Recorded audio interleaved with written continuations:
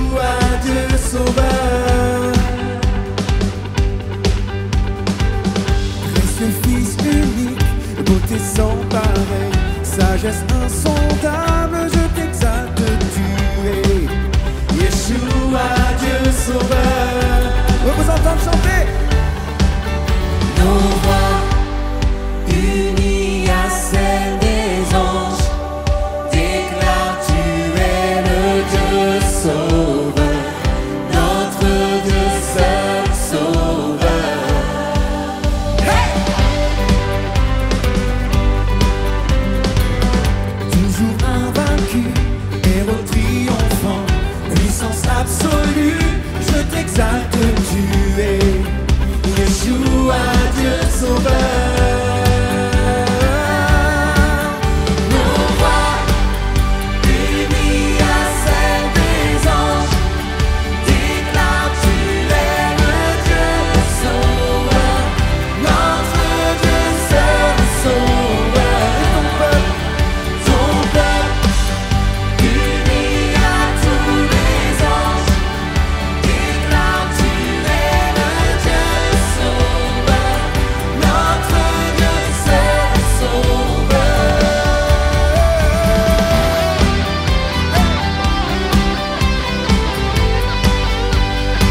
Vraiment, réjouis-toi dans cette place. Il y a un moment pour se réjouir, c'est maintenant. Tu peux dire au Seigneur, je suis à toi, tu es à moi. Je suis à toi. Mon cœur ne bat que si tu vis en moi. Je suis à toi. On vous écoute, je suis. Je suis à toi. Mon cœur ne bat que si tu vis en moi.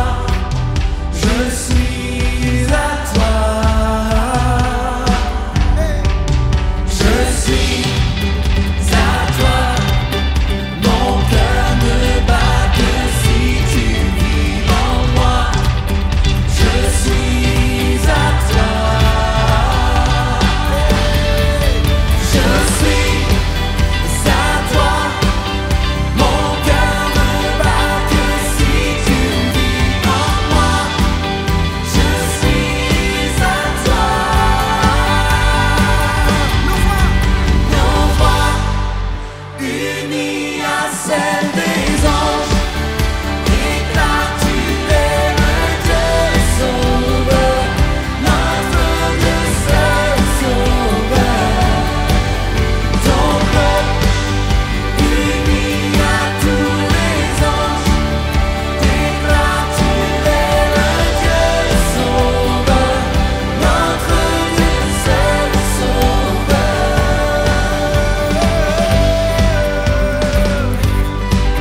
Tu as tout accompli à la croix pour nous. Tu as tant aimé le monde, il a donné son Fils unique, afin que quiconque croit en lui ne périsse pas, mais ait la vie éternelle. Alléluia! Est-ce qu'on peut le proclamer ensemble et l'élever et dire merci? Yeah! Son amour, c'est comme une vague qui vient bousculer nos vies. Il nous rejoint parce qu'il nous aime. Il te rejoint parce qu'il t'aime.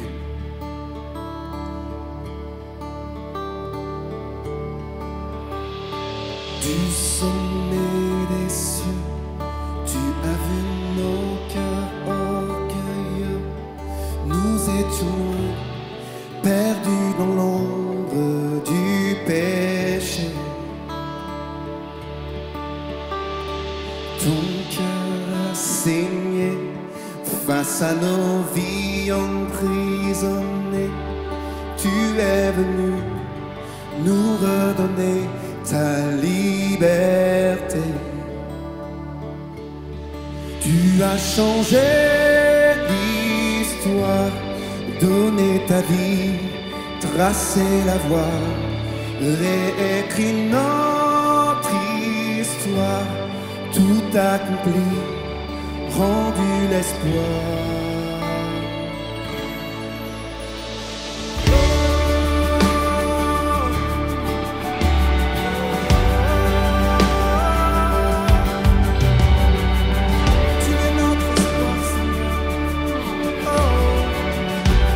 sommet des cieux chante. Du sommet des cieux, tu as vu nos cœurs orgueilleux.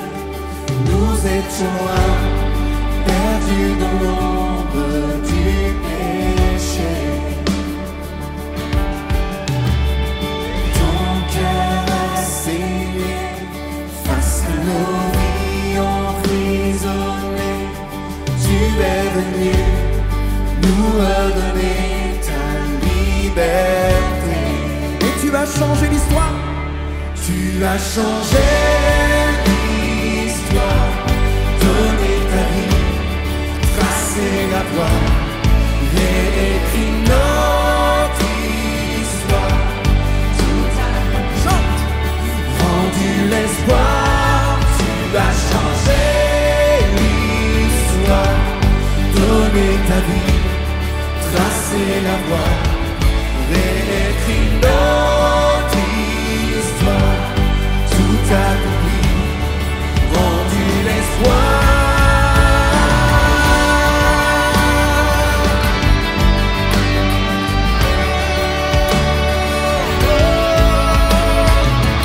Tu es notre espoir.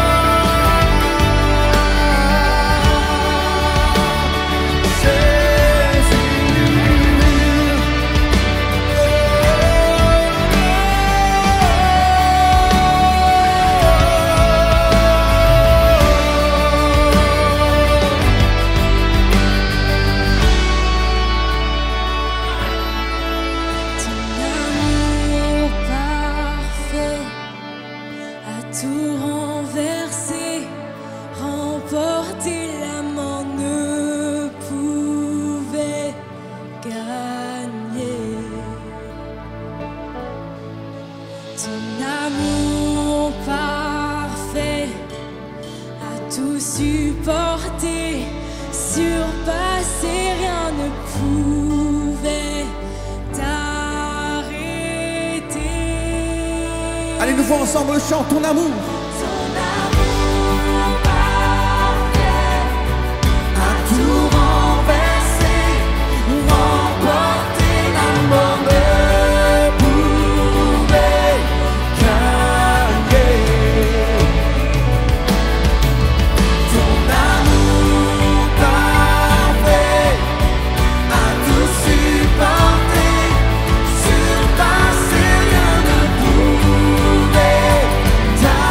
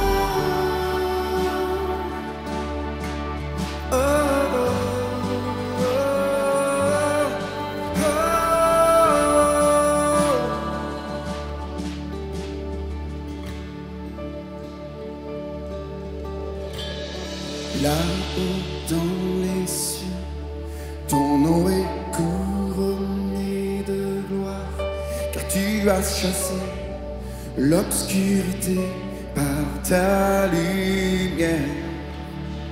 On dit ensemble ici dans ce lieu. Ici dans ce lieu, Chante église. nos voix célèbrent ta victoire. Tu t'es offert, unissant le ciel et la terre. Ton amour parfait a tout renversé, remporté, la mort ne pouvait gagner. Ton amour parfait a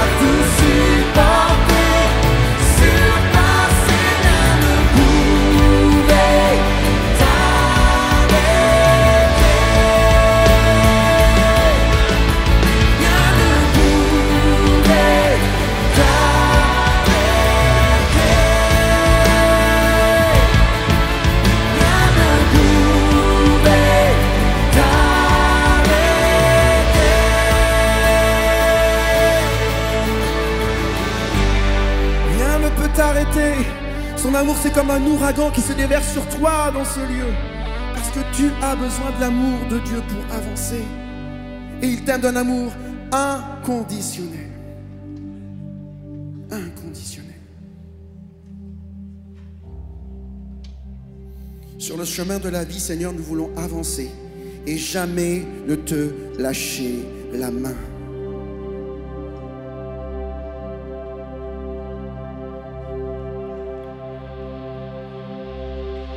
Dans la joie, quand le soleil m'inonde, sur les monts où ta présence abonde. Dis-lui aujourd'hui, Jésus, je te suivrai, quoi qu'il en coûte. Dans la peine, quand mon âme sombre, dans la vallée du deuil et de l'ombre.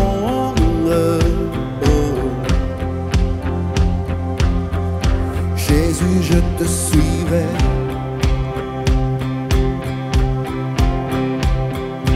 Tu es mon moi.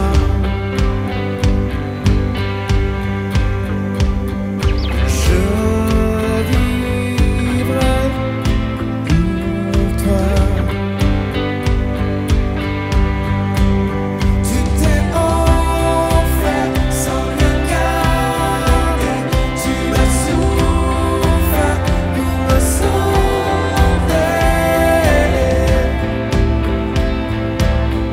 Jésus, je te suivrai. Je t'aimerai plus que la vie. Tu servirai malgré le prix. Oh. Jésus, je te suivrai. En toutes circonstances, je veux te suivre, Seigneur. On te suit. Confiant quand ma foi est profonde, dans le doute quand ma paix semble fondre. Jésus, je te suivrai.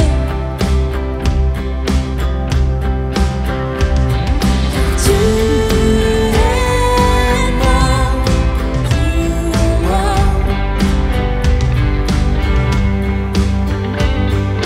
Je vivrai pour toi. Tu t'es offert sans rien garder. Tu as souffert pour me sauver.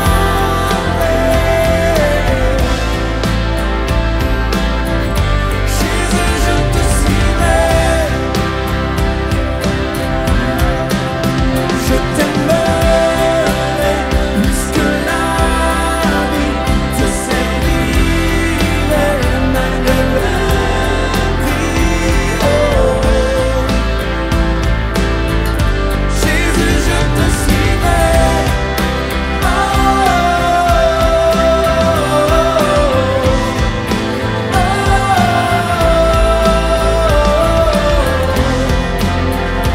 Dis-lui, Jésus, je te suivrai.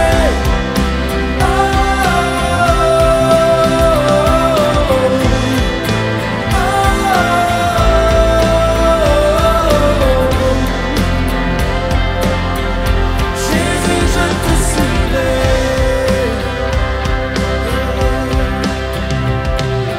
Tu es mort pour moi.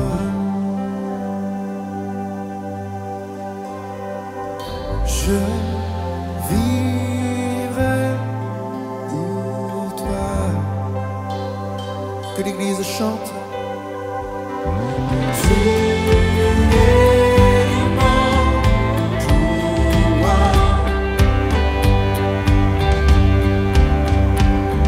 Je vivrai pour toi. Tu t'es offert sans rien garder. Tu as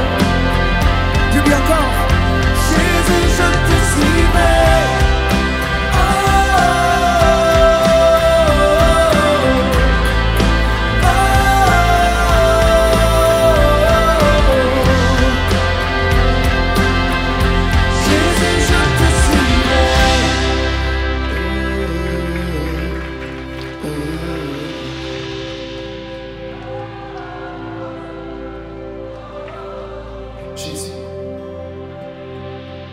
Jésus, je te suivrai. Oh, oh, oh, oh, oh,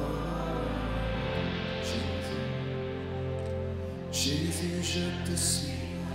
Est-ce qu'on peut lever les mains quelques instants? Si ça te concerne et que tu veux dire à Jésus, je veux te suivre en ce moment, dis-lui une dernière fois, avec tes mots. Jésus, Jésus, je te suivrai. Oh, oh, oh, oh, oh, oh. Jésus, je te suis. Je te suis. Je ne lâcherai pas comme moi. On peut vous enlever beaucoup de choses. On peut nous enlever beaucoup de choses. On peut t'enlever ton travail, on peut t'enlever même des êtres chers. Il y a une chose qu'on ne peut pas t'enlever. C'est la présence de Jésus dans ta vie. C'est notre bien le plus précieux. Est-ce qu'on peut acclamer cette présence dans nos vies de Jésus? C'est notre trésor. Je veux dire ça à quelqu'un aujourd'hui qui regarde à la maison ou ici dans ce lieu. C'est ton bien le plus précieux. Alléluia.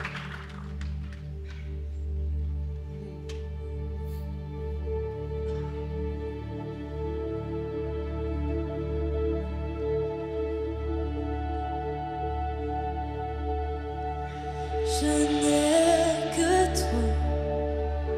que toi dans le ciel. Je ne désire rien d'autre que toi sur la terre. Si je suis faible, ou même si je tombe, Dieu est le soutien de mon cœur. Dieu, tu es le soutien de mon cœur, mon héritage et mon plus grand bien. Oh oui, Dieu, tu es le soutien de mon cœur. Près de toi, je me sens bien. Quand mon cœur était plein d'amertume, je perdais la raison et je n'y voyais plus rien. Mais Dieu s'approcha pour me saisir la main. Dieu est le soutien de mon cœur. Dieu, tu es le soutien de mon cœur, mon héritage et mon plus grand bien. Oh oui, Dieu, tu es le soutien de mon cœur. Près de toi, je me sens bien. Dieu, tu es le soutien de mon cœur, mon héritage et mon plus grand bien. Oh oui, Dieu, tu es le soutien de mon cœur. Près de toi, je me sens bien. Près de toi, je me sens bien. Près de toi, je me sens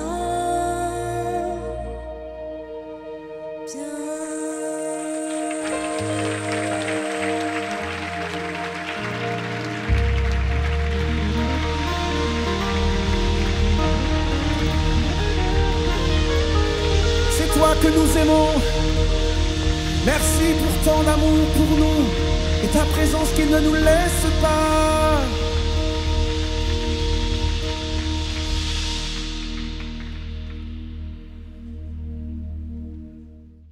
Bonjour à toutes, bonjour à tous, est-ce que vous allez bien? Est-ce que vous êtes heureux d'être connecté? Est-ce que vous êtes heureux d'être sur place, quel que soit votre statut? Dis à ton voisin, ta voisine, je suis fier, je suis heureux, je suis au bon endroit. Et dis, juste un sourire. Je ne sais pas que dire, juste un sourire, c'est bien aussi. Voilà, sourire pour vous qui êtes en face. Qui est le soutien de votre cœur? Qui est celui qui vous tient dans les moments faciles, dans les moments difficiles? Vous le connaissez aussi alors. Quand même, qu'est-ce qu'il a fait lorsqu'il était sur la terre? Sa mission, c'était de marcher parmi les hommes et les femmes des villes et des villages, nous dit Luc chapitre 8, verset 1er. Jésus se rendit de ville en village pour proclamer et annoncer la bonne nouvelle du royaume. Et comme parler n'est pas suffisant, il agissait. Qu'est-ce qu'a fait Jésus? Quelles sont les preuves et les signes de son amour pour nous? Est-ce que quelqu'un a déjà été au bénéfice d'une action de Jésus dans sa vie? Yes. Toi qui regardes ce message, est-ce que tu te rappelles les fois où tu as crié, où tu as pleuré et où Dieu est intervenu? Il a dit, je suis près de ceux qui ont le cœur brisé, de ceux qui ont le cœur blessé. Combien de fois peut-être tu étais dans la maladie et il y a une action, une intervention? Jésus allait dans les villes et les villages et il guérissait les malades, il chassait les démons. Qu'est-ce qu'il faisait encore? Vous avez une idée? Allez-y. Qu'est-ce qu'il faisait encore? Il donnait des pensées prophétiques, des encouragements divins. Qu'est-ce qu'il faisait encore? Donnez-moi les... Allez, on va donner des adjectifs. Qui est Jésus? Qui est Jésus pour toi? C'est parti, allez-y. Il est amour, il est mon rédempteur, mon sauveur, le rocher de ma vie. Peut-être toi qui es en ligne, tu peux écrire un commentaire. Voici, il est ça pour moi. Qu'est-ce qu'il est pour toi? Mon libérateur, qu'est-ce qu'il est pour toi? Mon refuge. Est-ce que... Attends, alors, il a tellement de qualités. Il a tellement de... Ma paix aussi. Il a tellement de qualités. Je vais vous donner la possibilité de faire comme si, juste derrière moi en coulisses, Jésus était en train de se préparer avec un micro, tu vois. Donc, on va faire comme si Jésus était présent aujourd'hui. Est-ce que vous pouvez l'accueillir, s'il vous plaît? Il y en a qui sont debout.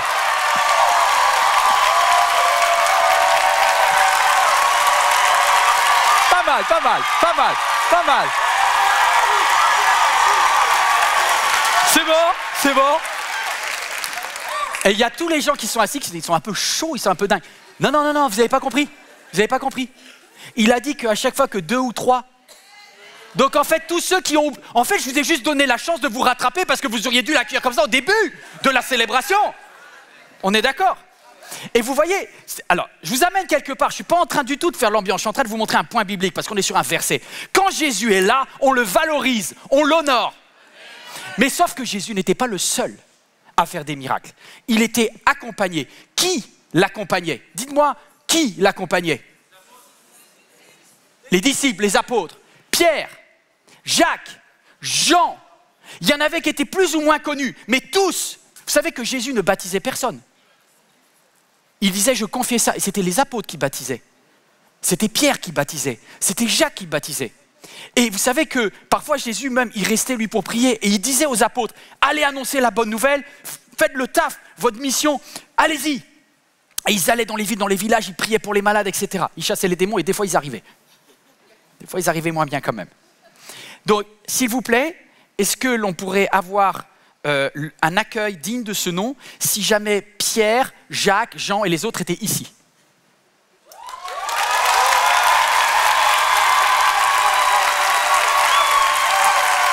Ça c'est bon. Bon, alors il y en a qui se sont levés parce qu'ils ont eu peine au bout de quelques minutes. En vrai, vous avez carrément moins applaudi. Est-ce que c'est parce que Pierre a un jour trahi Jésus? Je ne sais pas, mais vous voulez lui faire payer? Je remarque que c'était quand même nettement moins enthousiaste. Toi qui étais devant ton écran, tu as constaté aussi. Donc vous avez vu, entre Jésus, là on a bien descendu d'un gros niveau, tu vois. Qui accompagnait Jésus? Les apôtres, les disciples, ok. Qui accompagnait Jésus? Je vous redonne la question. Qui accompagnait Jésus? Qui accompagnait Jésus? Vous avez oublié quelqu'un? Non, le Saint-Esprit, lui, il a toujours été là.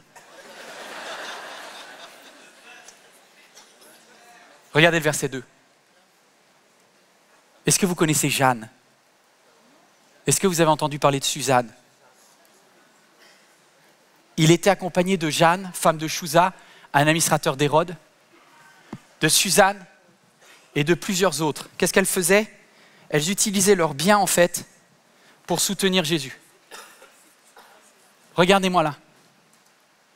Il y a des ministères qu'on ne valorise jamais. On fait un hurrah pour Jésus et il le mérite. On fait un bravo pour les apôtres et à la rigueur, ils le méritent. Mais j'ai jamais entendu une prédication, un message, que ce soit dans une église catholique, dans une église évangélique, dans une église protestante de ceci, qui mettent en avant Jeanne,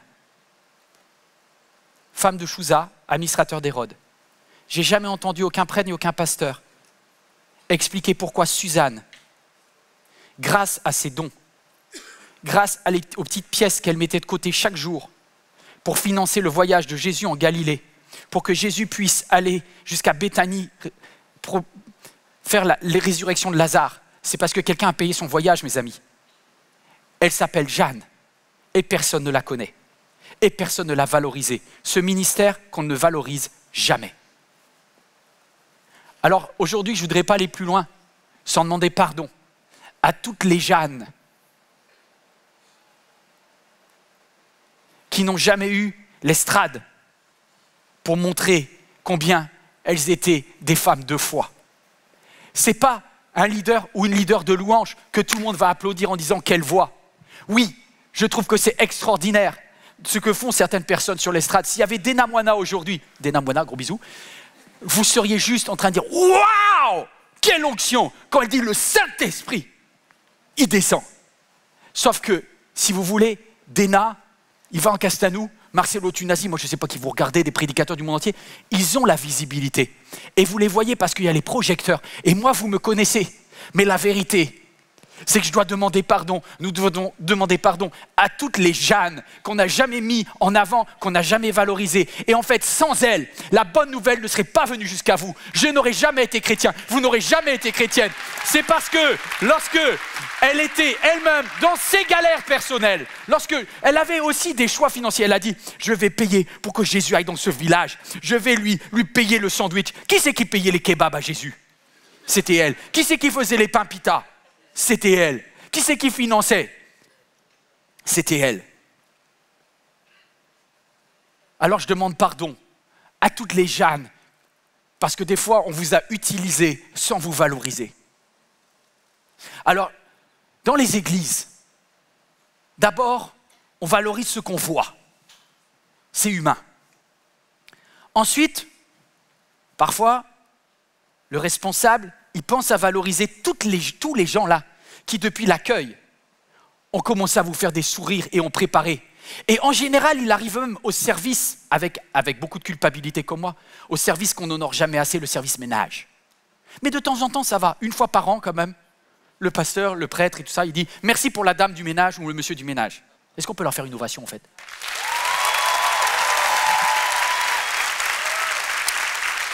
Mais en vérité, je me suis senti repris. Parce que je me suis dit, le ménage, j'ai déjà honoré des fois, le ménage. Mais il y a un service que je n'ai jamais honoré, un ministère. C'est la personne qui ne sert pas dans l'église. Mais qui, que ce soit sur Internet comme toi, qui chaque mois met à Dieu la première place dans ses finances et qui finance le fait qu'aujourd'hui, vous avez ce message et que je sois en capacité. Je ne pourrais rien faire sans ces anonymes, sans ces personnes qui n'ont jamais eu un merci. Et je voudrais juste dire merci. Et j'ai fait un rêve, Quentin, un rêve. J'ai fait un rêve bizarre. Ça vous arrive de faire des rêves bizarres? Suivez-moi. J'ai fait un rêve bizarre. La nuit, en général, je rêve la nuit, comme vous. Je rêve et Dieu m'a dit, organise-moi un banquet, une fête pour ma famille. Et j'ai dit à Dieu, ça je veux faire. J'organise la fête. Donc à MLK, on a commencé à installer des tables, on a commencé à mettre de la louange, on a commencé à amener des bonnes choses à manger. Il y a des gens qui se sont mis à danser, à louer, à chanter. C'était la fête. Et au début, j'étais debout, tu vois, bien debout. Tu vois, je ne dors pas comme un fou, mais je fais ce que je peux. Mais en tout cas, mon cœur était dans la louange. Mon cœur était dans l'adoration et j'avais de la joie parce que le peuple de MLK était en train de louer Dieu. Et puis, alors que j'étais debout, tout d'un coup, je me suis rendu compte de quelque chose. C'est que Dieu m'avait dit, invite ma famille. Et moi, j'avais invité que les gens de MLK, à la boulette. Et là, je me suis dit, mais Yvan, tu viens de faire un énorme loupé. Tu n'as invité que ceux que tu connais ou que ceux que tu vois. Mais il y a plein de personnes que tu n'as jamais vues et tu les as laissées de côté. Alors que sans elles, tu ferais rien, mon coco. Et là, j'ai commencé, tu vois, j'ai juste plié le genou. J'ai dit, Dieu, pardonne-moi pour toutes les personnes que j'ai jamais valorisées. Et je suis hyper sincère. À ce moment-là, dans mon rêve, tu vois, je pleurais et tout, j'étais défoncé. Et même, il y avait une table dans mon rêve, alors j'ai fait amener une table aujourd'hui. Parce que j'étais tellement rempli de honte que je suis parti m'allonger sur la table. Vas-y, suis-moi quand même. Mais c'était vrai comme ça, dans mon rêve. Et dans mon rêve, j'étais sous la table, tu vois, me cacher. Parce que je ne voulais pas, je trouve que je ne méritais même pas d'être debout. Mais je voulais disparaître. Parce que je me dis, ces hommes et ces femmes, ils sont extraordinaires. C'est elles, c'est eux qui font l'église. Moi, on me voit trop. Alors je vais me cacher. Et je suis parti me cacher.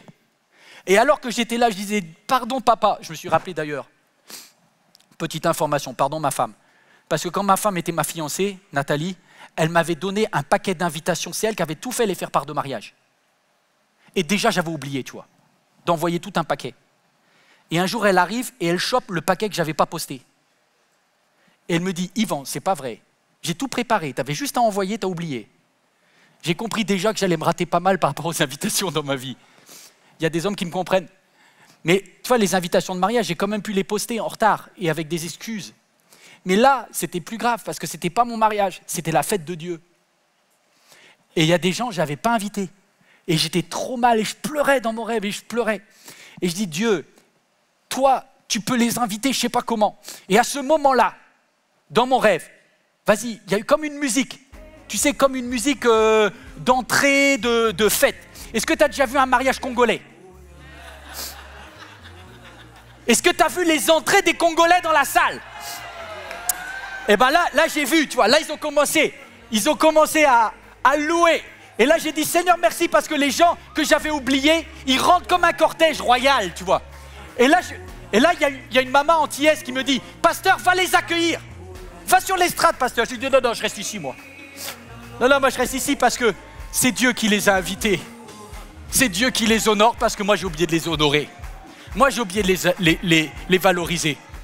Et lorsque j'étais sous la table, j'aimais bien parce que du coup ils étaient grands et moi j'étais petit. Et je me suis dit, mais qu'est-ce qu'ils sont beaux, qu'est-ce qu'elles sont belles. Les fils et les filles de Dieu. Tous ceux qui servent, ces anonymes. Ils sont la fierté de Dieu. Et du coup, dans mon rêve, j'ai refusé d'aller sur l'estrade parce que je me suis dit, quand je suis sur l'estrade, c'est moi qui suis éclairé, je ne vous vois pas. Mais quand je suis là, allongé au sol, eh ben c'est l'inverse. Je vous regarde et du coup, vous êtes très grands. Parce que quand on est au sol, on voit les autres très grands. Vous êtes très grands, vous êtes sublimes, vous rayonnez. C'est ce que j'ai écrit et le matin, j'ai écrit ça. J'ai dit, je leur dirai à toutes les Jeanne, à toutes les Suzanne, à tous les hommes qui ont fait des dons avec leurs entreprises, vous êtes très grands, vous êtes sublimes, vous rayonnez. Alors je vais demander à l'inverse, on va mettre de la lumière sur la salle, et à vous devant votre écran. Et moi je vais disparaître. Regarde ton voisin, ta voisine, et tu lui dis, tu es sublime. Ça lui fera pas de mal, elle a besoin d'entendre ça, il a besoin d'entendre ça. Tu es sublime, tu rayonnes. Et Dieu a vu toutes les choses que tu fais pour lui. Vous êtes d'accord avec ça? Wow, God is good.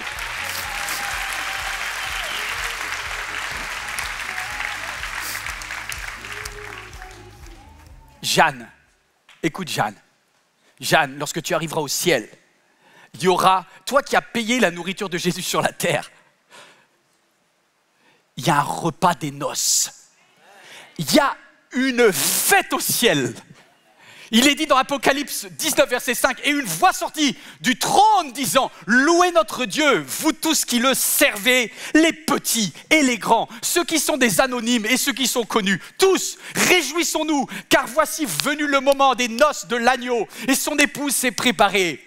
Il lui a été donné de s'habiller du lin pur et éclatant. Ce lin représente quoi? Les actions justes de ceux qui appartiennent à Dieu. Chaque verre d'eau, chaque don que tu as fait, chaque chose qui est passée inaperçue pour les hommes a été notée dans le livre de Dieu. Wouh! L'ange me dit, écris, heureux ceux qui sont invités au festin des noces de l'agneau. Et je tombais à ses pieds, nous dit le texte, pour l'adorer. Mais il me dit, oh, garde-toi bien de le faire. Hein. Je suis ton compagnon de service et celui de tes frères et sœurs qui gardent le témoignage de Jésus et adorent Dieu. Wow.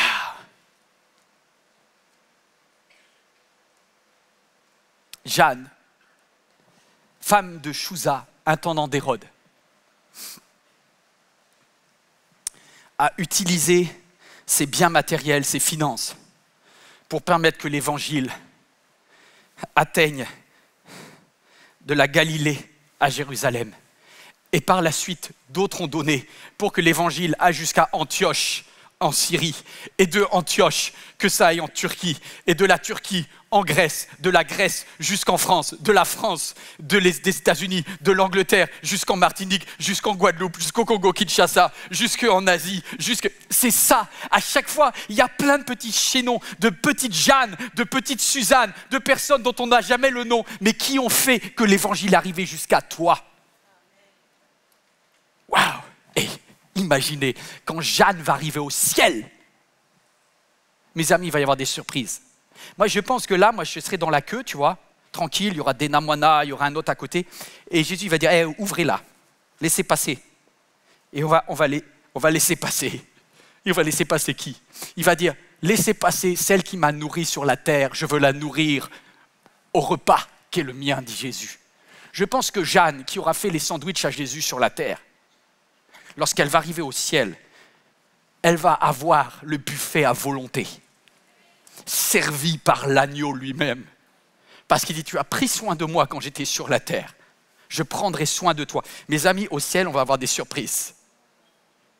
Il va y avoir des personnes où sur la terre, beaucoup de gens, toi qui regardes ce message, tu te dis, ah, ma vie, je ne sais pas si j'ai fait des choses assez importantes pour Dieu, je n'ai pas été missionnaire, je n'ai pas été évangéliste, ceci.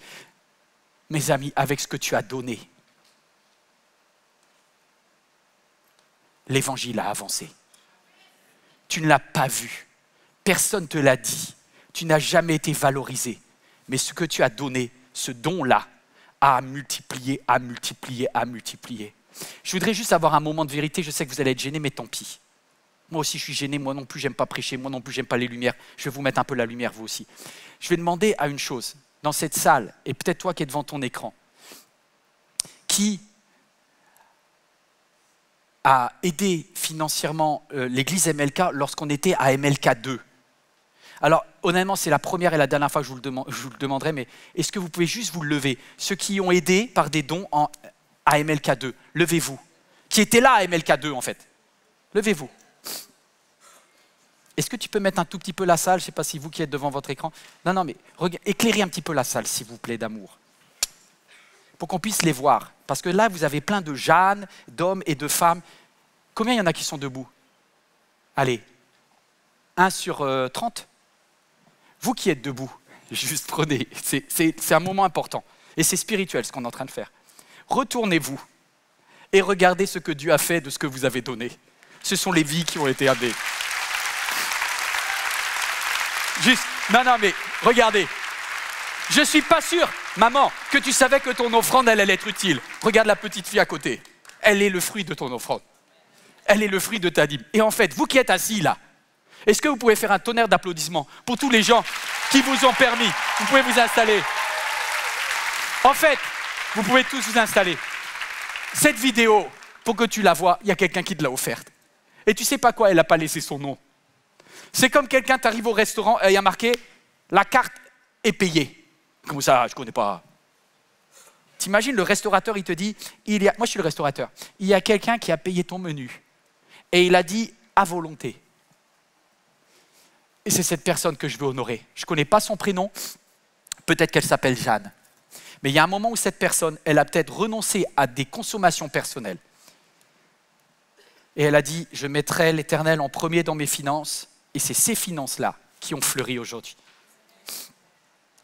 savez, il y a des choses que je fais à MLK, je vois pas tout de suite les fruits. Quand j'ai fait la vidéo, il y a 2 semaines sur le suicide, j'espère qu'elle t'a servi à rien, cette vidéo. Mais peut-être qu'elle va sauver ta petite fille qui a 17 ans, va tomber sur cette vidéo, qui va pleurer tous les larmes de son corps et qui va dire « Je crois dans la vie parce que Dieu est le maître de ma vie et je lui fais confiance. » Et du coup, tu te dis « Mais comment on fait le lien entre mon don et ma petite fille invisible ? Comment on fait le lien entre les offrandes, les dons que Jeanne, Suzanne, Marie de Magdala ont fait et toi ? Tu ne sais même pas. Mais la vérité, c'est que Dieu dit « Au repas des noces, je compte toutes les actions justes. »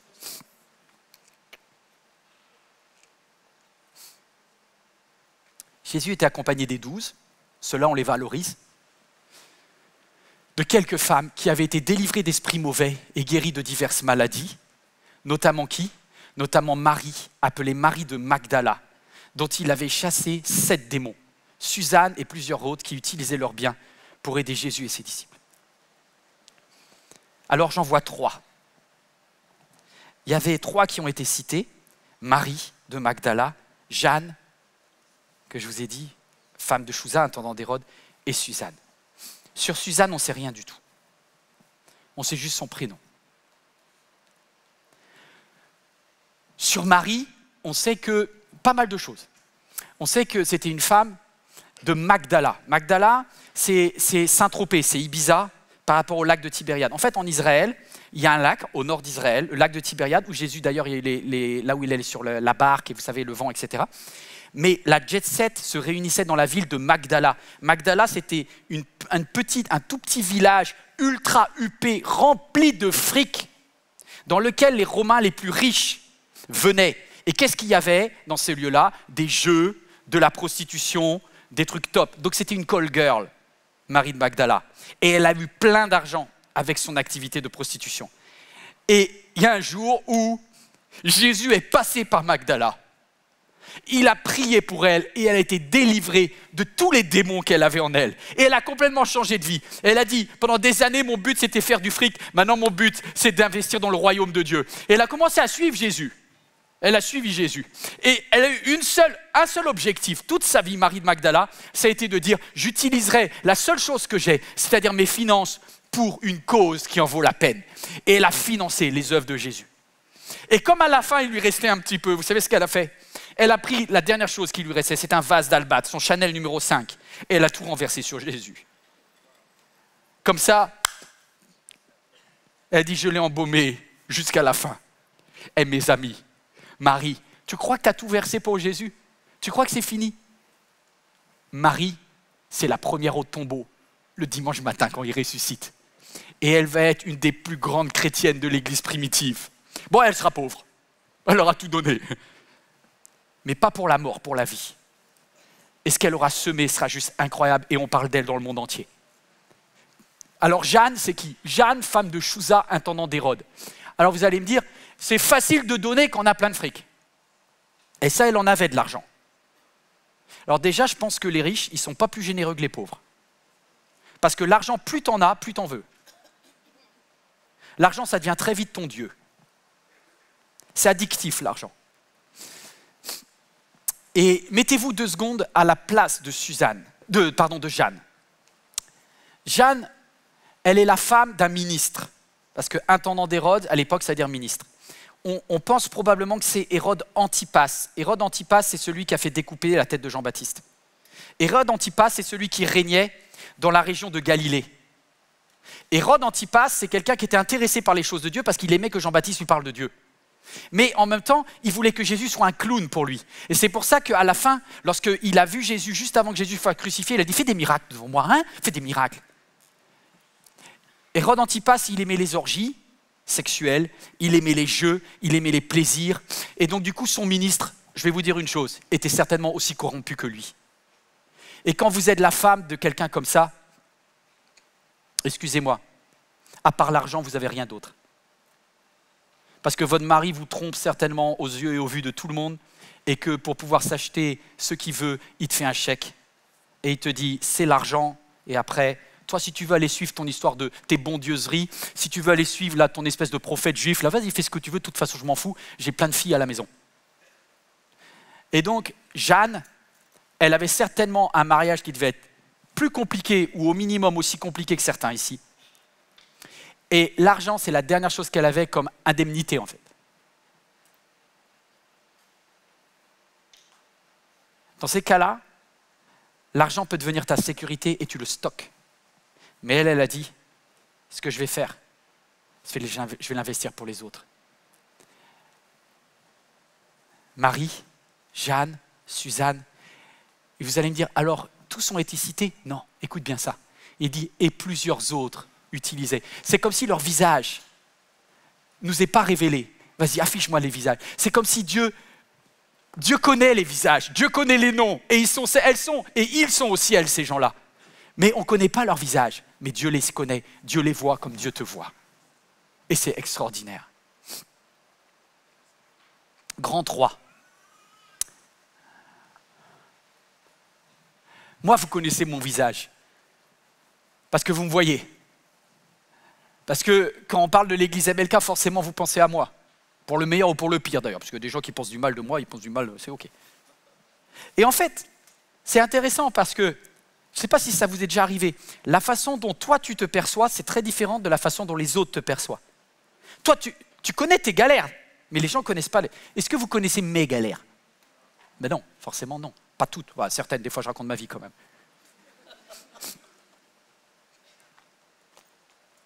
Mais je me suis dit, comment les autres me voient?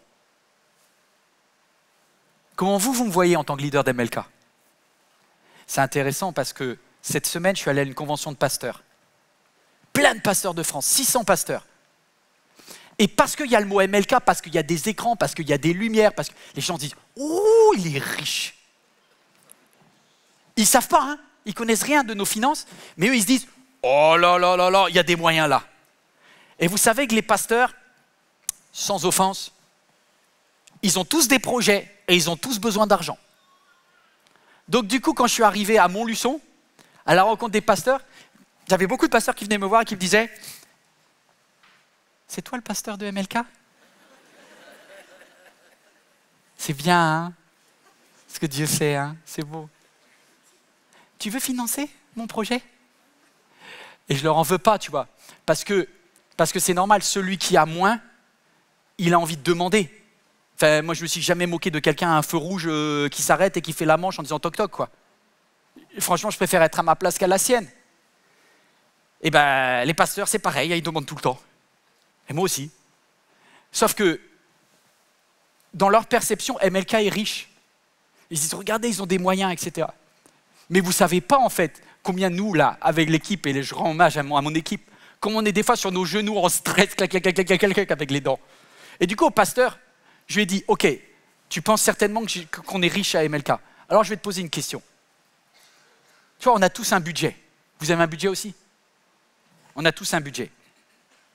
Et il faut finir le mois, tu vois. Et je lui dis, ma seule question avant de te dire si je peux t'aider ou pas, c'est je voudrais voir si tu es plus riche que moi. Le gars, il me regarde, il me dit, tu fais quoi? Je lui dis, tu as combien de jours d'avance? Tu as combien d'argent de côté? Est-ce que tu as un mois d'avance? Tu sais, je ne sais pas si tu as un livret A qui est l'équivalent d'un mois de paye, je ne sais pas.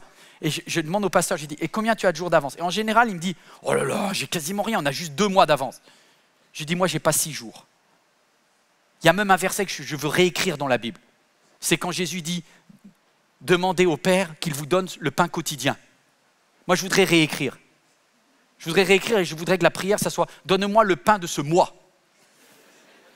Comme ça, je vais arrêter de stresser le 21, tu vois. Il y en a d'autres qui stressent le 21. Punaise. Pourquoi t'as dit, Seigneur, le pain quotidien, là? Tu veux pas faire un tout petit peu de stock quand même? Pour qu'on ne soit pas stressé. MLK, je vis dans le stress. Hein. Je vis dans le stress tout le temps. L'année dernière, on a failli mourir. Bon, là, on était au-delà du stress. Là, on était au bord de la mort.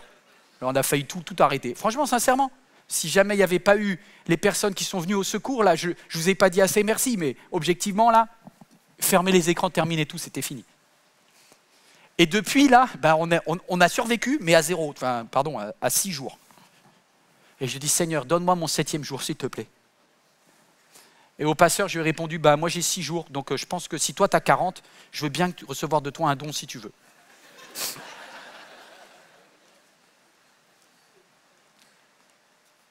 La vie, la mission que Dieu nous donne, on ne peut pas la réussir seul. L'Église, c'est un corps. On a tous notre mission sur la terre et tout seul, on ne peut rien faire. Est-ce qu'on peut juste lire le texte de Romains? Romains, c'est juste avant, Romains nous dit ceci. Nous formons tous un seul corps en Christ.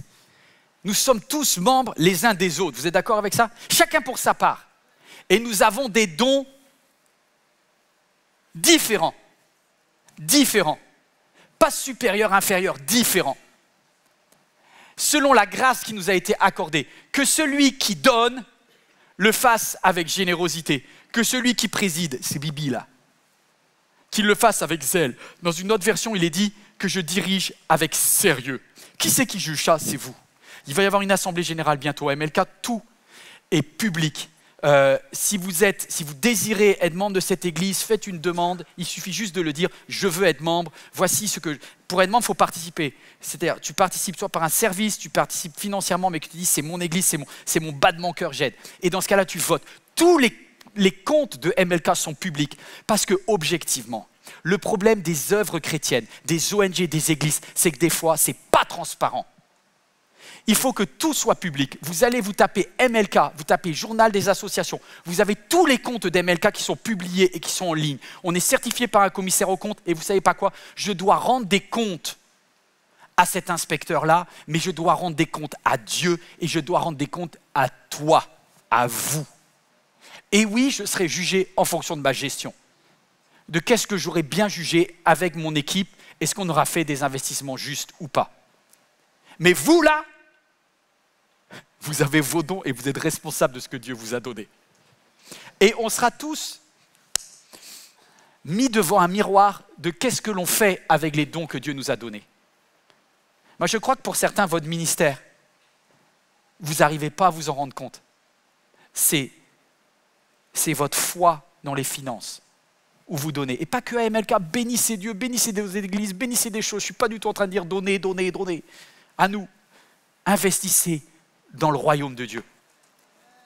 Soyez des Suzanne, soyez des Jeanne, soyez des Marie. Ce que Jésus a fait pour vous, réinvestissez pour les autres, je vous en supplie. Ne coupez pas la bénédiction. Parce que je crois que certains vont dire, mais pasteur, j'ai trop peu. Bah oui, mais déjà que tu donnes rien. Pourquoi Dieu va te donner plus puisque tu donnes déjà rien? Parce qu'il y a une chose que je me suis rendu compte, c'est que c'est un principe spirituel de mettre Dieu en premier. Je vais même être très honnête avec vous. La semaine dernière, on a vécu une période là, c'est pas ça qui a fait le message était prévu avant. Parce qu'il y a trop de pasteurs, ils manipulent en fonction du truc. J'avais prévu depuis longtemps de vous parler de ça aujourd'hui. Et cette semaine, il y a mon équipe qui me dit, pasteur Yvan, là on n'est pas trop bien là. Est-ce qu'on pourrait arrêter de donner la dîme que l'on donne aux autres? Parce qu'en fait, MLK, moi j'ai donné ce principe pour ma vie personnelle, pour monsieur et madame Carluère, mais je l'applique aussi pour l'église MLK. 10% de ce que l'on reçoit, on le redonne. Pourquoi? Parce que la première part appartient à Dieu. Et la première part, tu la portes aux autres et tu dis, je vous donne ça, faites fructifier. Pourquoi? Parce que Dieu a toujours mis en nous la première part. Quand tu lis la Bible, la première part, c'est celle de Dieu. Lorsque Abel a apporté son offrande, il a été accepté parce qu'il a dit, je ne vais pas te donner le 12e là, des brebis. Il a dit, je donne à Dieu le premier-né de mon troupeau. Et Dieu va honorer Abel. La première part, c'est celle de Dieu. Quand Dieu a pensé à ton salut, qu'est-ce qu'il a fait? Il a dit, je vais regarder mon catalogue de fils et je vais mettre le 14e. Non, il a dit, je vais envoyer Jésus, le premier-né. En fait, Dieu confie toujours le premier aux autres. Parce que mon père fait comme ça. Donc moi, je fais comme ça. Parce que j'ai l'identité de mon père. Et lorsque j'apporte la première part, je manifeste que l'ADN de Dieu est en moi. Et donc, c'est même pas une question qui se discute. Alors, je dis non, non, non, non, non, non, non. Oui, on est mal financièrement. Mais on ne va pas enlever ce que l'on donne. Parce que ça voudrait dire qu'on devient un business qui fait des stratégies où on oublie que ce que l'on a, tous les dons que l'on a à MLK viennent du ciel. Ils nous ont été confiés par des Jeanne, par des Suzanne, par des Jean-Pierre, parce que je ne sais pas quel est ton prénom. Et ces personnes-là nous ont fait confiance parce qu'elles croient que Dieu est celui qui rémunère et qui donne et qui bénit la semence. On ne va pas commencer, nous, à ne pas l'appliquer. Ah, j'ai dit, on n'enlèvera rien de ce que l'on doit donner aux autres. Parce que c'est le cœur de Dieu. Est-ce que c'est tentant? Oui, c'est tentant. Est-ce qu'il y a un moment, j'étais prêt à dire, on va réduire un peu la dîme que l'on donne, hein? On va faire une dîme à 8%, à 7,92. Mes amis, Dieu est Dieu de tout ou il n'est pas Dieu du tout. Là, je te laisse le temps d'imprimer ça. C'est T.D. Jakes qui m'a dit ça un jour. Il dit, Dieu est le Dieu de tout. Il ne peut pas être seulement le Dieu de ta santé, le Dieu de tes prières pour ton fils. Soit tu lui fais confiance dans tous les domaines de ta vie parce qu'il est Dieu, soit ça veut dire qu'il n'est pas vraiment Dieu. Il est Dieu de tout et donc de tes finances où il n'est pas Dieu du tout. Ah. Vous savez, pendant longtemps, j'ai cru que je donnais à Dieu ma dîme. Grâce à Dieu, j'ai rencontré une femme super et depuis mon premier salaire, on a toujours dit la dîme, c'est à Dieu. La seule chose que j'ai changé, c'est qu'avant, je donnais en fin de mois et en général, ça faisait trop mal en fin de mois. Quand tu donnes ta dîme le 24, là, tu es défoncé. Là. Elle est trop douloureuse, la dîme. Donc je me suis dit, mais pourquoi c'est douloureux comme ça? Je dis, mais bien sûr, c'est dès que je reçois ma paye que je donne maintenant. Et c'est des principes qu'on a mis en place. Mais là, ce que j'ai vu là, c'est qu'en fait, je ne donne pas la dîme, je la porte. Parce que c'est la part de Dieu. Et vous savez, il y a beaucoup de pasteurs qui, des fois, ils mettent une pression financière, ils utilisent Malachie. Regarde, on va juste le mettre une fois, et puis après, je vais arrêter. Mais Malachie, il est dit, apportez donc vos dîmes. Il n'a pas dit, donnez-moi. Il dit, en fait, c'est comme un système où tu mets tellement ta confiance en Dieu que tu dis, Dieu, je ne te donne rien en fait, je t'apporte ce qui est à toi pour que tu le donnes à quelqu'un d'autre. C'est tout un principe de générosité. Et Dieu dit, aïe, aïe, aïe, aïe, vous savez ce que vous faites quand c'est comme ça? Vous enclenchez en moi mon cœur de père. Et mon cœur de père dit, j'ouvrirai pour vous les écluses des cieux. Parce que quand vous avez mon ADN, vous finissez par fonctionner comme moi. Et quand vous fonctionnez comme moi, ça déclenche une avalanche, un flot qui vient du ciel. Et ce flot n'est pas que financier.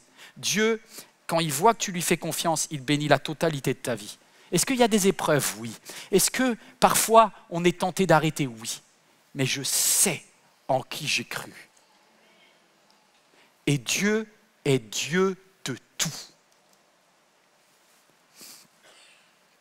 Waouh!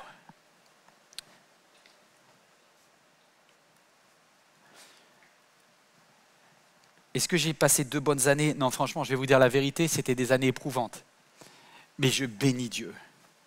Parce qu'à chaque fois que j'ai cru qu'on allait craquer, qu'on n'en pouvait plus, Dieu a interpellé quelqu'un. Parfois des gens que je ne connaissais pas. Et aujourd'hui, je vais demander à Christophe Marc de venir témoigner parce que Christophe, avec quelques autres, il y a 2 ans, lorsqu'on allait fermer l'église, il nous a aidés. Et comme j'ai parlé des femmes, je vais aussi parler des hommes. Bienvenue Christophe. Merci, merci. Merci, merci. Je m'installe, mais je tremble un peu parce que je me rappelle... Non, mais parce qu'il y a 2 ans, j'étais là et tu as entendu mon appel. C'était chaud. Tu étais où à ce moment-là? Dis-moi. Chez moi. Chez toi, c'est où? Chez moi, c'est loin. J'habite à Bali, en Indonésie. D'accord. Donc 15 000 km peut-être. Et comme tu le disais, maintenant, grâce à toute cette technique, etc., qu'on habite à Paris 11e ou à Bali, C'est pareil. ça permettait de se connecter à MLK.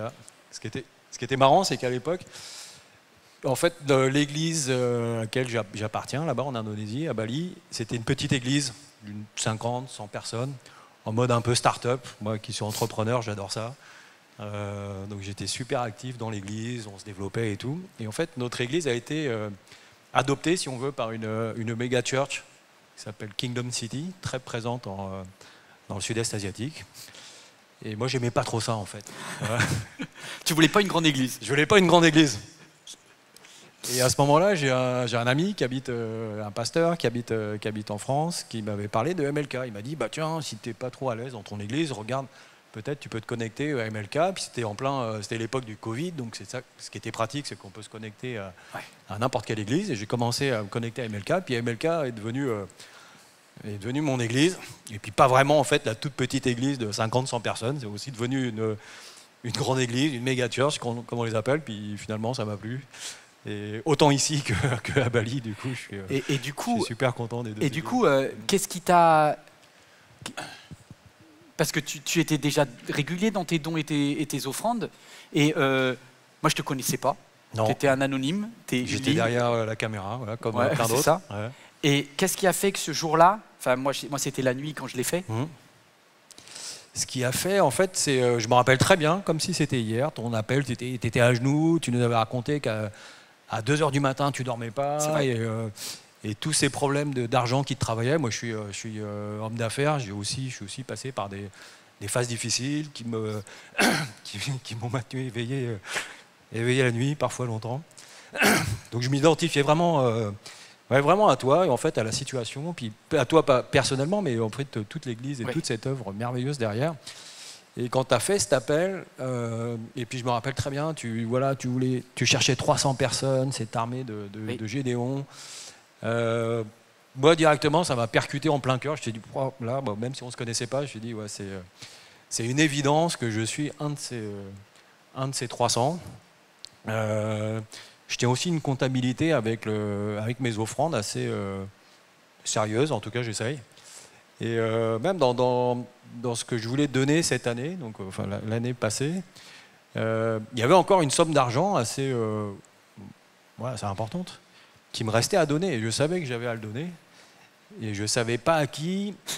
Et même si on a décidé de le faire, on l'a remis au Seigneur, entre le remettre et appuyer sur le bouton envoi. Là, tout le monde sourit parce qu'ils savent ce que c'est. On veut le faire, mais au moment de le faire, on est moins là. Bah voilà, il peut se passer, et puis je pense qu'on est un peu tous pareils sur ces sujets-là. Il peut se passer plein de trucs. On peut penser à appuyer sur un autre bouton, envoi aussi, mais envoi ailleurs. Et là, du coup, en fait, ça m'a libéré. En fait, j'ai remercié le Seigneur. Je me suis dit, ce gars-là que je connais pas, enfin que je connais à la télé, on se connaissait pas. J'étais jamais venu physiquement ici, parce qu'avec tous les problèmes de voyage et tout, moi j'étais resté sur mon île, pépère. Et voilà, du coup j'ai remercié le Seigneur, je me suis dit, ah ben voilà, c'est là que ça doit aller, et ça m'a... Il y a une espèce de détachement. Complètement, ouais. Comment on fait? Parce que honnêtement, qu'on soit riche ou qu'on soit pauvre, l'argent très vite, quand on en a, ça nous chope, tu vois. Parce que ça devient vite une sécurité. Ouais. Qu'est-ce qui a fait que... Comment tu as pu être détaché de l'argent? Ça, c'est une bonne question. J'ai pas toujours été détaché de l'argent. Et même pas du tout, en fait, pendant de nombreuses années. Et c'est vrai que plus on en gagne, plus on crée, ça nous crée une dépendance, en fait. Ça fait vraiment partie de nos vies, c'est exactement ça, c'est une sécurité. Alors même sans aller à l'extrême d'aimer l'argent, qui, le Seigneur m'en a toujours gardé, on crée, c'est vrai, une dépendance, ça fait partie de notre vie et il faut qu'il y ait une certaine somme à disposition. Et moi, en fait, le fait de faire ce don-là, ça m'a complètement libéré de cette dépendance. Ça a été mon cadeau, quoi. J'entends souvent des gens témoigner qu'ils ont fait un don un peu exceptionnel dans leur vie.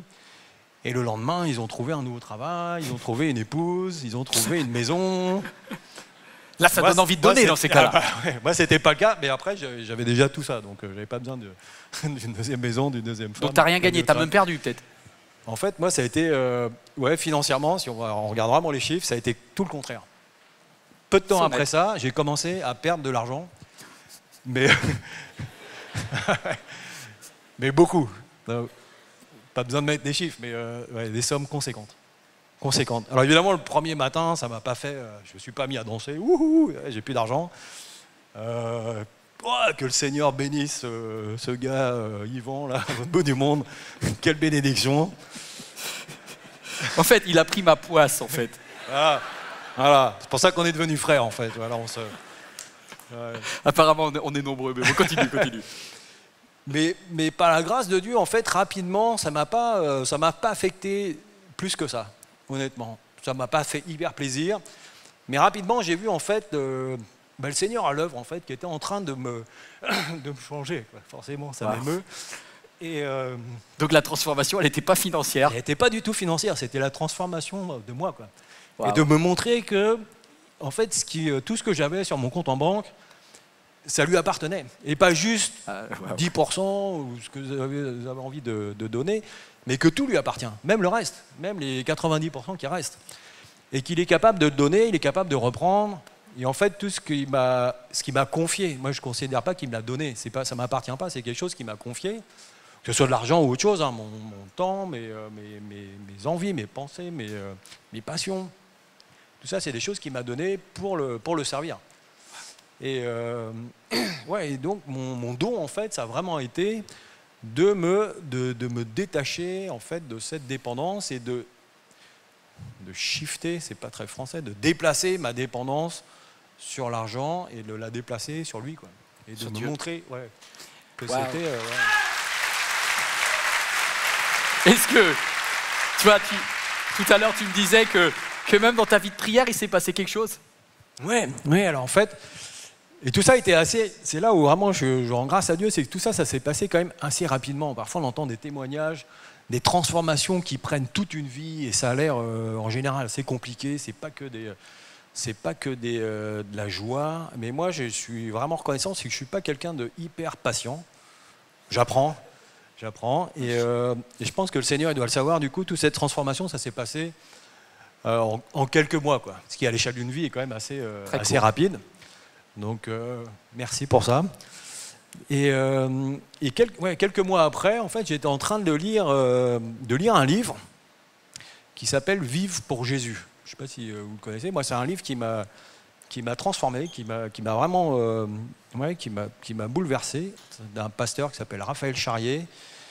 Très tôt dans la lecture de ce livre, j'ai pris conscience en fait de pourquoi j'étais là, pourquoi le Seigneur m'avait créé, et que c'était pas uniquement pour faire des choses, pour bénir les gens, pour s'occuper de la planète qu'il avait créée si magnifique, etc. Mais qu'à l'origine c'était pour le glorifier en fait. C'est un Dieu tellement bon et d'amour qu'il a besoin, qui nous a créés tout un chacun pour le glorifier. Et après, ça se traduit par tout un tas de choses, le servir, être pasteur, être homme d'affaires, être ce qu'on veut.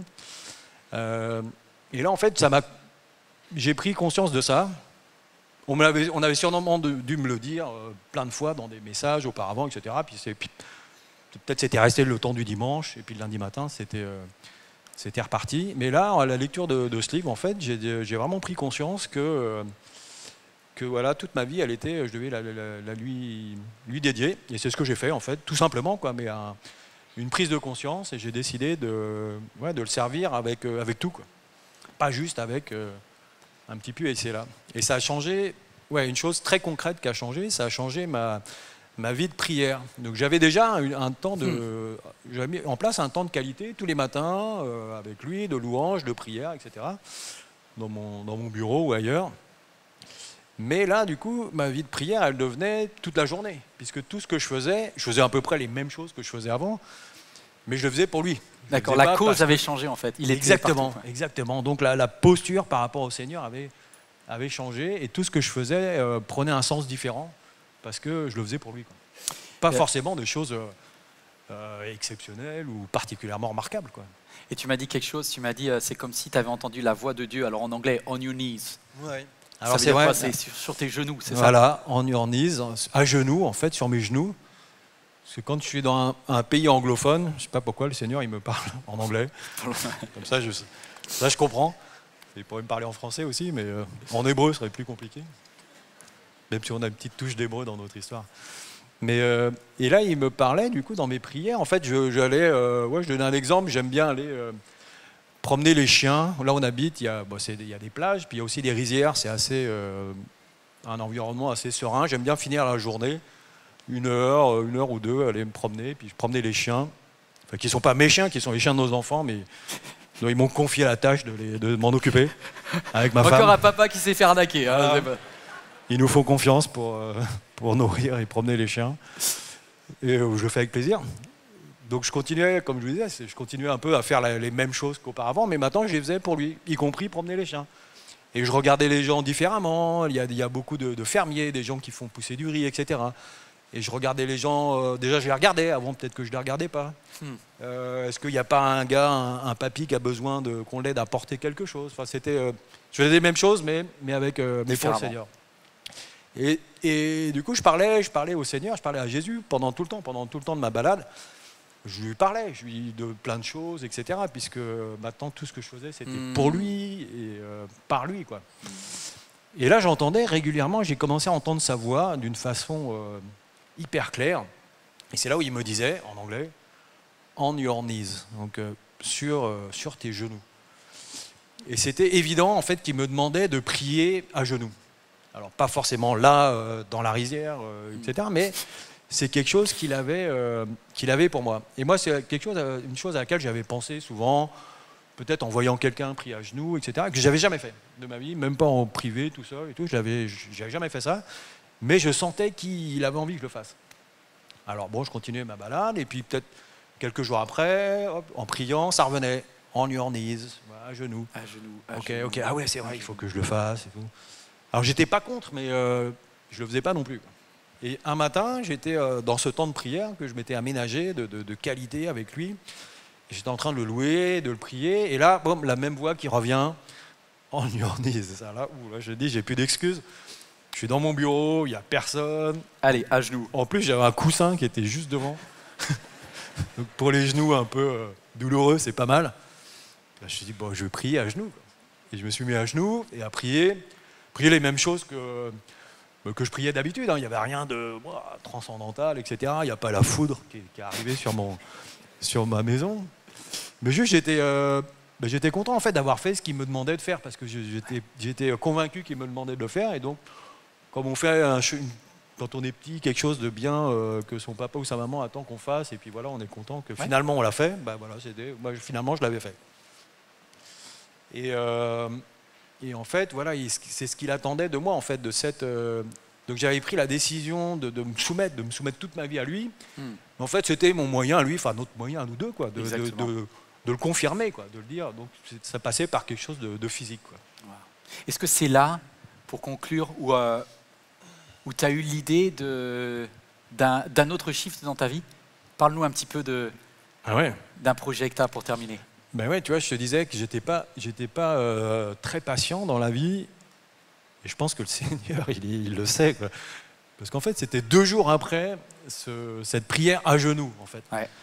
Toujours au même endroit, dans mon bureau, sur les rizières, un environnement que j'aime bien lui parler dans cet endroit-là. Le matin de bonne heure, on se lève assez tôt là-bas, vers 5h30, 6h. Et à la fin de ce temps de prière, en fait, il m'a parlé de nouveau. Et là, il me parlait plus de on your knees, il m'a parlé. J'avais sûrement dû prier à genoux encore, parce que maintenant c'est ma pratique quotidienne en fait. Et j'adore, c'est ma position préférée, quoi. Et ce jour-là, il m'a parlé en fait de créer une académie. Donc là, c'était vraiment du pratique, du tangible, de business. En fait, c'est mon métier, je suis entrepreneur. Et de créer une académie pour former des gens, des entrepreneurs, à créer des entreprises dans le but de louer le Seigneur, d'étendre le royaume de Dieu. Et un plan on ne peut plus clair. Moi, j'en ai reçu beaucoup dans ma vie, des business plans, soit les miens, soit de gens avec qui je travaillais, ou avec des gens avec qui je n'ai pas travaillé. J'en ai vu pas mal, j'en ai vu des biens, j'en ai vu beaucoup de pas terribles. Mais celui-là, il avait une clarté, si tu veux. Téléchargé du ciel. Téléchargé. Ouais, exactement. C'est comme s'il me soufflait dans l'oreille, comme s'il était soit devant moi ou à côté, je sais pas, et qu'il me parlait, il me dit, et tu fais ça, et tu fais ça, et tu fais ça. Amen. Et avec beaucoup de précision. Alors, on va pas tout l'étaler ici, à l'occasion, pourquoi pas, mais avec beaucoup de précision. Donc, cette académie, avec des campus, un campus dans chaque continent, dans quel pays il faut le faire, Alléluia. la taille, etc. Et en me montrant d'une façon un peu plus claire, le but de ça, c'est qu'il y a beaucoup de gens qui ont à cœur aussi, qui sont en dernise, qui sont à genoux et qui ont choisi de dédier leur vie au Seigneur, qui ont choisi comme ministère de créer des entreprises pour le servir, Amen. mais à qui il manquait un certain nombre de connaissances pour que ça soit vraiment, que ça porte du fruit. Pour que ça marche. Voilà, pour que ça marche. Et toi, moi, tu vas il me les demande- accompagner. Et moi, il me demande de faire ça pour les aider, pour que ça marche, pour que ça porte du fruit dans Bah, sois un certain béni. nombre de pays. Sois béni. Waouh. Et juste pour conclure, dis-nous le nom que tu as voulu pour tes académies. Parce que c'est un nom compliqué. Alors le nom, c'est pas le nom que j'ai voulu. Alors, je suis persuadé que c'est le nom qu'il a voulu. D'accord. Et le nom, c'est Yatsar. Yatsar. C'est un Ouais. mot hébreu. C'est un mot hébreu. D'accord. Voilà. Et alors c'est marrant que tu me demandes ce que ça veut dire. Parce qu'en fait, ce mot, quand je réfléchissais à un nom, m'est venu encore cette vision du nom. Yatsar, c'est arrivé comme une évidence. Quelques jours après, on priait avec des amis, avec des pasteurs là-bas à Bali, avec d'autres gens qui n'est pas du tout à Bali, en ligne, etc. Et Yatsar, est aussi venu comme une évidence. Yatsar, en fait, ça veut dire création ou créativité. Mais tu sais, en hébreu, il y a beaucoup de... C'est ça qui fait la richesse de la langue. Il y a beaucoup de façons différentes. Là, c'est vraiment au sens de la main du potier, en fait, qui va transformer le bloc d'argile en un vase d'exception. Amen, C'est amen, vraiment dans ce sens-là. Et pour la petite histoire, ce Yatsar, la première fois que je l'avais entendu, c'était pas quelques mois quand j'ai réfléchissais à cette académie. C'était il y a 2 ou 3 ans. Vous pouvez vérifier sur les archives de MLK C'est vrai. en ligne. Yvan, donc, que je ne connaissais pas, avait prêché... Avec un potier qui était avec venu un du potier sud de la qui France. était là, Ouais, qui tout à était fait. là avec sa table de poterie, avec la Ouais, roue et c'est tout. vrai. Christian, je crois qu'il s'appelait. C'est Christian. Ouais. Et ce jour-là, Yvan, pour illustrer son message, en fait, nous avait donné 2-3 mots d'hébreu, dont Yatsar. Et Formidable. Yatsar, à ce moment-là, moi, ça m'avait percuté. À cette époque-là, j'étais en train de penser à d'autres choses. Pas trop pour le Seigneur, hein, plus pour moi que pour le Seigneur. Mais le nom m'avait percuté, je l'avais écrit sur mon cahier, j'étais persuadé que Alléluia. c'était le Saint-Esprit qui me parlait et qui me donnait ce nom-là. Et pendant 2-3 ans, c'est resté juste quelque chose dans mon cahier. Ça y est toujours, je suis allé rechercher mon Et là, cahier, il l'a il mis à la est vie, marqué en gros, je l'avais entouré et tout. Et là, en fait, les pièces du puzzle s'assemblent. Donc Et- l'académie s'appellera Yatsar Et voilà. et elle formera comme un potier des Exactement. entrepreneurs de demain. Exactement. Pour Amen, à la gloire amen. de Dieu. Amen. Voilà. Merci beaucoup Christophe. Merci, franchement. Sois béni. Bon, ben, on va continuer. La route Continue. continue. On va se lever ensemble. Vous tous qui êtes ici, vous qui êtes devant votre écran, que vraiment le Seigneur vous inspire des rêves à qui donnera vie, parce que Dieu donne vie. Alors, il y a tellement... Vous savez, je ne veux pas avoir cette lourdeur du pasteur qui a calculé, etc. Et je ne ferai pas insulte à votre intelligence en mettant « voici, les trucs s'affichent de partout, donner, machin. Regardez sur votre chaise, il n'y avait pas d'appel au don particulier. » Parce que je crois que vous êtes grand. Je crois que vous êtes adulte. Et en vérité, je veux zéro manipulation. Si tu as envie de donner, tu donnes. Comme toujours, je veux donner.fr, tu peux donner de façon régulière, tu peux dire « voici, ça c'est ce que ma part qui est pour Dieu ». Pendant longtemps, pendant des années, dans les églises, on ne pouvait même pas recevoir des legs ou des choses comme ça. Là, c'est possible. On a une fondation du TTP, lui, qu'on peut le faire. Mais en vérité, c'est entre toi et Dieu. Il y a plein de belles œuvres sur la terre. Investis le don que Dieu t'a donné, les dons matériels, pour des richesses du royaume des cieux. Vous êtes d'accord avec ça? Vive la liberté que Dieu vous a donnée. En tout cas, il y a une fondation, un roc dans ma vie. Celui sur lequel je m'appuie tous les jours, dans les moments faciles et dans les moments difficiles. Et cette fondation, c'est Dieu, c'est Christ. Est-ce que quelqu'un le connaît? On va terminer ce moment en disant, tu es ma seule fondation. Tu es celui sur qui je mets toute ma foi. Dans les moments faciles, dans les moments difficiles, de la prospérité ou dans la disette, je te fais confiance. Et tu es celui que je suivrai. Vous êtes d'accord avec ça? Merci Saint-Esprit pour ce temps. Que Dieu vous bénisse. Partagez cette vidéo si elle vous a fait du bien. Et on termine en louant Dieu.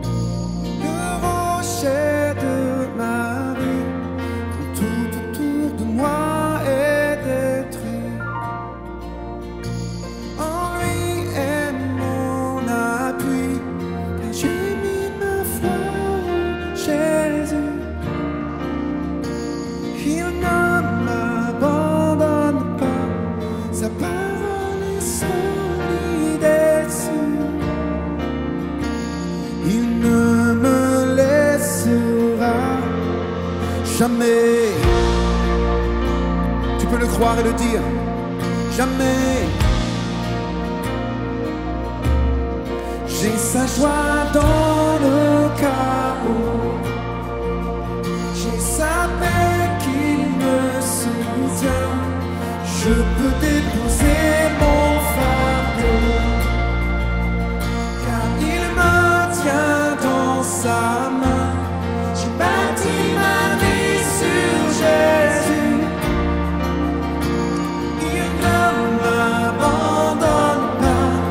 Sa parole est solide et sûre. Il ne me laissera jamais.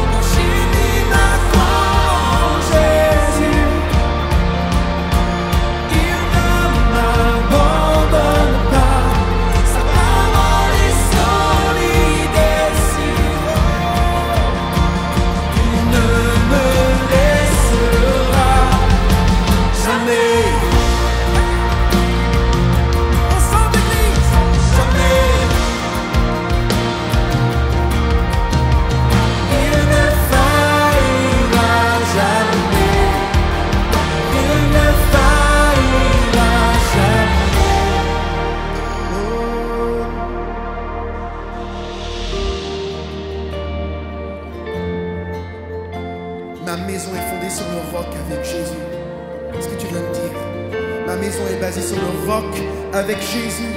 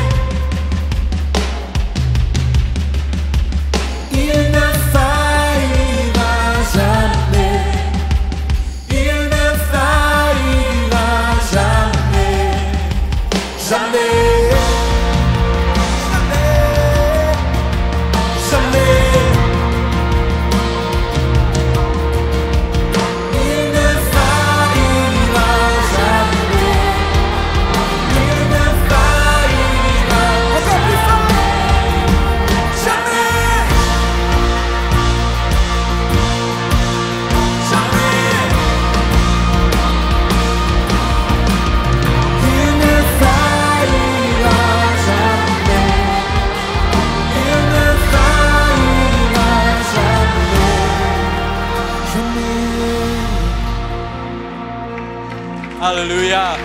Waouh, waouh, waouh. Est-ce qu'on peut remercier toutes les personnes qui ont travaillé pour la technique, la louange, vous tous qui servez Dieu. Waouh. Merci, merci. Alors que je vous quitte, vous qui êtes en ligne, également vous qui êtes en présentiel, je voulais vous dire que hier j'ai eu ma maman au téléphone et elle m'a dit, tu sais comment s'appelait ton arrière-grand-mère? Elle dit, elle s'appelait Jeanne. Et elle m'a dit ceci, elle m'a dit, Jeanne, à 77 ans, se levait le dimanche entre 4h et 5h du matin parce qu'il y avait une petite église au centre-Bretagne où on était, il n'y avait même pas le sol, c'était de la terre battue, c'était en fait un vieux garage et comme il faisait froid, l'arrière-grand-mère Jeanne, là, elle se levait le premier pour aller mettre du bois dans le poêle afin que quand les chrétiens arrivent à 10h, ça soit chaud. Et je me dis, il y a des Jeannes à qui on n'a jamais dit merci. Alors ce message était dédié à toutes les Jeannes qui se sont levées, qui ont travaillé, qui ont donné pour Dieu. Et je crois que Dieu ne faillira jamais. Bon retour à toutes et à tous, que Dieu vous bénisse. Cette vidéo t'a parlé? Clique sur j'aime. N'oublie pas également de t'abonner et de déclencher les notifications. Si cette vidéo t'a touché, elle peut aussi faire du bien à ceux qui t'entourent. Prends 5 minutes pour la partager à un proche ou à un ami qui en aurait besoin.